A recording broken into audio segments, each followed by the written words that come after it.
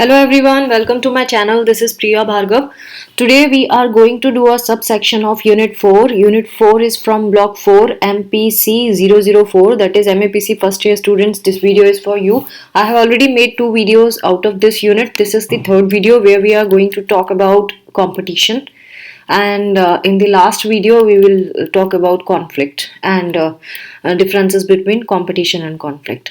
So today's topic is all about competition. जैसे कि आपको पता है जो भी वीडियोस मैं बनाती हूँ उनके लिंक आपको डिस्क्रिप्शन सेक्शन में मिल जाएंगे, आप वहाँ चेक कर रहे हैं और चैप्टर से रिलेटेड जितने भी लिंक होंगे आपको डिस्क्रिप्शन सेक्शन में दिखेंगे. कंपटीशन बहुत जनरल टर्म है जो हम जनरल रियल लाइफ में देखते हैं और फेस भी करते हैं. आजकल बिना कंपटीशन के कुछ मिलता नहीं है. सो ये ऐसी चीज़ है जिसके बारे में हमें थोड़ा और जानना चाहिए. तो that is why this competition we are studying today. Obviously एक सोशल स्ट्रगल है. स्ट्रगल क्यों कहा गया है इसको? स्ट्रगल है क्योंकि हमें बहुत बहुत ज़्यादा कोशिशें अपने कंफर्ट जोन से निकल के करना पड़ता है और सोसाइटी में रहने वाले हर एक इंसान को ये करना पड़ता है. तो दैट इज़ वाई हम चाहे या ना चाहे हमें करना होता है. That is why it is called struggle. ये सोशल स्ट्रगल है. एंडरसन एंड पार्कर कंपटीशन को कहते हैं ये एक ऐसा फॉर्म है सोशल एक्शन का जिसमें हम दूसरे जो भी इंसान है, दूसरा या कोई ग्रुप है, उससे compete करते हैं कि हमें कोई चीज़ मिल जाए. किसी मटेरियल के लिए भी हो सकती है, नॉन मटेरियल चीज़ के लिए भी हो सकती है, लेकिन मेन चीज़ ये होती है कि इसमें हम उस चीज़ को पाने के लिए एक दूसरे से आगे बढ़ने की कोशिश करते हैं कि हमें वो मिल जाए.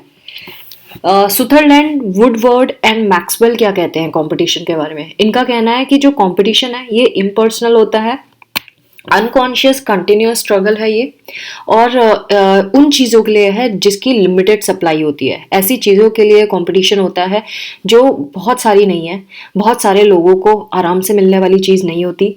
उन चीज़ों के लिए कंपटीशन होता है. तो कंपटीशन अगेन एक तरह का इंटरेक्शन ही मानेंगे हम, क्योंकि ऑब्वियसली आप जब compete करते हैं तो सामने वाले से इंटरेक्शन तो होता है आपका. और ये एक तरह का स्ट्रगल है क्योंकि हम अपने इकोनॉमिक स्टेटस को गेन करने के लिए, अपनी पोजीशन को गेन करने के लिए ऐसा करते हैं. सो खास तौर से हम compete उन चीज़ों के लिए करते हैं जो इनसफिशिएंट होती है सप्लाई में, यानी उनका जो काउंट है वो तो कम होता है या लिमिटेड लोगों को ही मिल सकता है, और वो भी उन लोगों को जो उसके लिए एलिजिबल है. तो उस चीज़ को पाने के लिए, एलिजिबल बनने के लिए हम compete करते हैं, अपने आप को प्रूव करने के लिए compete करते हैं. कंपटीशन होता है ऑल बिकॉज उन चीज़ों के लिए, जैसे कि मैंने बताया, कि जो इक्वली डिस्ट्रीब्यूट हम नहीं कर सकते. Now coming to characteristics of competition, क्या क्या कैरेक्टरिस्टिक्स हैं तो 1 2 3 4 करके करेंगे. इन्होंने काउंट नहीं डाला है लेकिन मार्क जरूर लगाया है. सो पहला इम्पर्सनल स्ट्रगल है. पार्क एंड बर्गेस कहते हैं कि ये एक सोशल कॉन्टैक्ट है के बिना इंटरेक्शन है. मतलब हम लोगों से सोशल कॉन्टैक्ट नहीं कर रहे लेकिन हम इंटरेक्ट कर रहे हैं. कंपटीशन उस तरह की चीज़ होती है. और किसी इंडिविजुअल के अगेंस्ट नहीं होता या किसी पर्टिकुलर ग्रुप के अगेंस्ट नहीं होता ये कंपटीशन. ये इसीलिए इसको इम्पर्सनल कहा गया है कि हम किसी ग्रुप या किसी इंसान के अगेंस्ट नहीं कर रहे हैं, हम सिर्फ एक पर्टिकुलर रिसोर्स के लिए कर रहे हैं, वो चाहे मटेरियलिस्टिक हो या नॉन मटेरियलिस्टिक हो, लेकिन हम उस चीज़ को पाने के लिए कर रहे हैं. तो हम किसी इंसान के या किसी ग्रुप के अगेंस्ट नहीं है, हम उस चीज़ को पाने के लिए कर रहे हैं. तो that is why it is an impersonal struggle. Second point क्या कहता है? सेकेंड पॉइंट कॉम्पिटिशन का है कि ये यूनिवर्सल है, यानी सारी दुनिया में देखा जाने वाली चीज़ है, और कोई भी ऐसी सोसाइटी नहीं है जिसमें कंपटीशन नहीं होता हो. लेकिन हाँ, डिग्री जो है, जिस लेवल का कंपटीशन होगा वो ज़रूर वेरी करेगा. कहीं पे छोटा कंपटीशन होता है, कहीं पे बड़ा कंपटीशन होता है, बड़ी चीज़ों के लिए बड़ा कंपटीशन होता है. और ये सोसाइटी में भी मिलेगा आपको और हर एक कल्चर में भी मिलेगा. नेक्स्ट पॉइंट हम कंपटीशन की देखें तो ये कंड्यूसिव होता है नेचर में.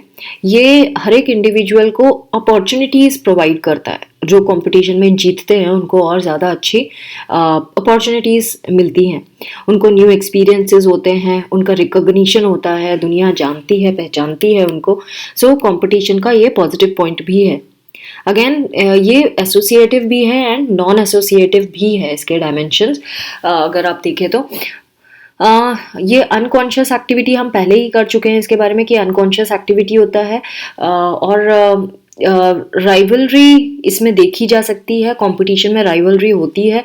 अगर ये अनहेल्दी कंपटीशन है, अगर अनहेल्दी भी हो जाता है कभी कभी कंपटीशन। और कॉन्शियस एक्टिविटी है ये। Conscious activity in the sense हम जानते हैं कि हम compete कर रहे हैं, हम अननोइंगली compete नहीं कर रहे हैं, हमें मालूम है हम किस चीज़ के लिए compete कर रहे हैं।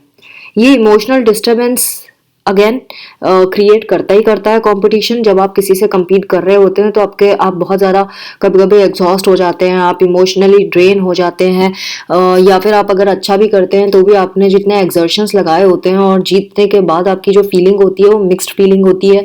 You feel like crying because you know how much efforts and pain you have put in for this thing, and then ये इननेट टेंडेंसी है कंपटीशन, यानी कि हम बाय बर्थ हमारे अंदर ये चीज़ है compete करने की। ये ऐसी नहीं है जो हमें क्रिएट की गई है हमारे अंदर, ये हम बचपन से अपने अंदर अपने ब्लड में लेके आए हैं।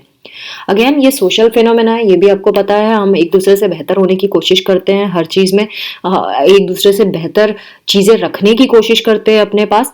तो जो डिग्री ऑफ कंपटीशन जो होगा वो डिपेंड करेगा अगेन कि हमारी सोशल वैल्यूज़ क्या है, हमारा सोशल स्ट्रक्चर कैसा है। यानी जो रूरल एरिया के लोग हैं शायद उनमें कंपटीशन का लेवल अलग होगा, एंड जो अर्बन एरियाज में रहने वाले लोग हैं उनमें सोशल स्टेटस अलग माना जाएगा। जो गांव में बहुत अच्छा माना जाता है हो सकता है शहरों में बहुत अच्छा ना माना जाता हो।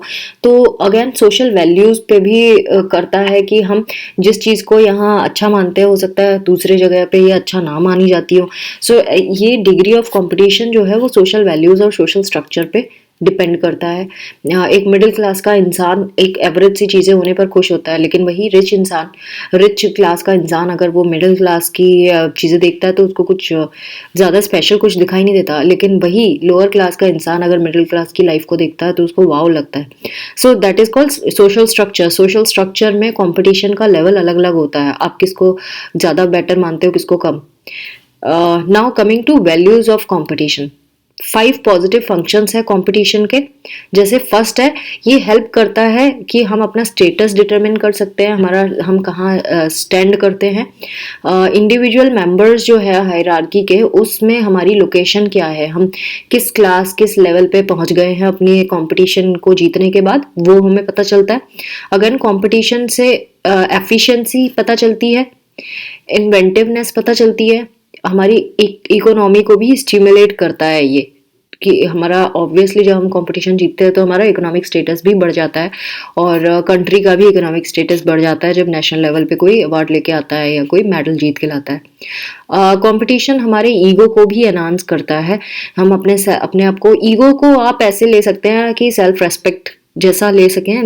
मे बी ये दोनों चीज़ें डेफिनेशन में साइकोलॉजी के हिसाब से बिल्कुल अलग है, ईगो अलग होती है और ये, बट ये इस केस में मुझे ऐसा लगता है कि ये सेल्फ एस्टीम से रिलेटेड है, और ये एनहांस करता है हमारा सेल्फ एस्टीम जब हम कंपटीशन जीतते हैं। तो अगेन ये प्रिवेंट करता है हमें कि जो अगर एक ही पावर एक ही जगह पे सीमित ना रहे, यानी कि सपोज ये क्रिकेट के इतनी सारी कंट्रीज है जो क्रिकेट गेम्स में पार्टिसिपेट करते हैं, और इनमें से अगर एक ही कंट्री बार बार जीतती रहे तो पावर तो उन्हीं के हाथ में बनी रहेगी। लेकिन अगर ये कंपटीशन करके जो जीतता है उसके पास पावर आती है तो ये जो पावर है वो डिस्ट्रीब्यूट होगी। Similarly in a politics also, जब वोट्स इलेक्शंस होते हैं तो वो अलग अलग पॉलिटिकल पार्टीज जीत जीत के आती हैं, तो पावर एक जगह पे ना रह के अलग अलग जगह पे होती है। तो ये कंसंट्रेशन ऑफ पावर को प्रिवेंट करता है। अगेन कंपटीशन जो है ये सेम ग्रुप में जो रेस्पेक्ट क्रिएट करता है कि रूल्स होने चाहिए। जब हम कंपटीशन करते हैं तो उसमें रूल्स बहुत ज़रूरी होते हैं फॉलो करने के लिए। रूल्स नहीं होंगे तो कंपटीशन का कोई इम्पोर्टेंस नहीं रह जाती, कोई वैल्यू नहीं रह जाती। सो कंपटीशन जो है ये क्रिएट करता है रूल्स को रेस्पेक्ट करने के लिए, कि हम रूल्स को रेस्पेक्ट करें। और कंपटीशन से हमें ये भी पता चल जाता है कि कौन क्या फंक्शन परफॉर्म करेगा। रॉस ने भी इस कंपटीशन के बारे में बोला है कि ये एक प्रोग्रेसिव फोर्स होता है कंपटीशन, जो डिस्ट्रॉय नहीं करता हमेशा, और फुलफिल करने की ज़रूर कोशिश करता है कंपटीशन चीज़ों को। अगर फेयर कंपटीशन होता है तो ये कंड्यूसिव होता है इकोनॉमिक एंड सोशल प्रोग्रेस के लिए, यानी कि कंपटीशन अगर होता है और हेल्दी है, फेयर कंपटीशन है, तो ये हमारी सोशली भी प्रोग्रेस करता है एंड इकोनॉमिकली भी हमें प्रोग्रेसिव बनाता है। हर एक इंडिविजुअल को अच्छी अपॉर्चुनिटीज़ मिलती हैं, तो मैंने पहले ही आपको बता दिया है, और नए एक्सपीरियंसेस मिलते हैं, उसका रिकॉग्निशन होता है। लेकिन कंपटीशन के नेगेटिव फंक्शन भी होते हैं। क्या क्या नेगेटिव फंक्शन है वो हम देखेंगे। नेगेटिव फंक्शन है कि ये अगेन फ्रस्ट्रेशन होती है। कंपटीशन जब होती है तो इंसान फ्रस्ट्रेट फील करता है, क्योंकि उसको कुछ रूल्स एंड रेगुलेशंस को फॉलो करना पड़ता है strictly, so that that person could win the competition. Monopoly को कंपटीशन बढ़ावा देता है। कॉन्फ्लिक्ट भी क्रिएट करता है कंपटीशन।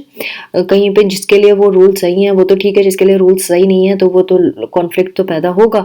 मोनोपोली इसीलिए, अगर कोई जीत रहा है, कंटिन्यूसली जीतता जा रहा है, जैसे कि टेनिस के गेम्स में होता है, तो वो इससे थोड़ा सा फ्रस्ट्रेशन बाकी मेंबर्स में आने लगती है। इमोशनल डिस्टर्बेंसेस भी होते हैं डिपेंडिंग अपन आप जीते हैं कि हारे हुए हैं। Then unfriendly and unfavourable attitude भी डेवलप हो जाता है लोगों में और ग्रुप्स में एक दूसरे के अगेंस्ट, कि वो फिर कंपटीशन को कंपटीशन की तरह नहीं, दुश्मनी की तरह लेने, एनिमिटी की तरह लेना शुरू हो जाते हैं। अनफेयर कंपटीशन जो है, इसका बहुत डिसइंटीग्रेटिंग इफेक्ट भी होता है। डिसइंटीग्रेटिंग मतलब जो लोगों में यूनिटी है उसको तोड़ देता है कंपटीशन। अगर कंपटीशन अनलिमिटेड हो जाए तो ये मोनोपोली को जन्म देता है। सो हम ओवरऑल ये कह सकते हैं कि अगर सोशल सिस्टम को बैलेंस्ड वे में चलाना है तो कंपटीशन एंड कोऑपरेशन, ये जो दोनों चीज़ें हैं, इनको बैलेंस्ड वे में रखना होगा, तभी जाके सोसाइटी आगे नॉर्मली वर्क करेगी।